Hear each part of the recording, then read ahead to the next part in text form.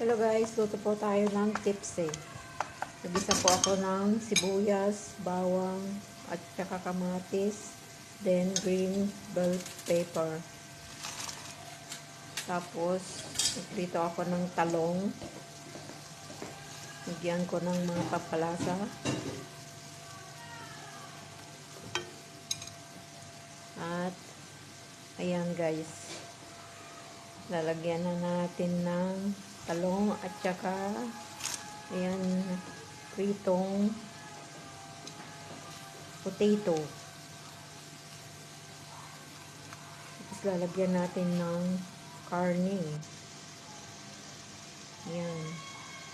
Isa-gisa ng konti. Tapos, lagyan natin ng konting sabaw. Lagyan ko din po siya ng tomato sauce.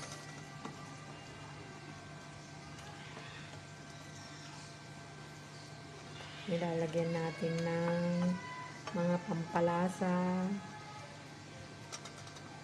ng asin,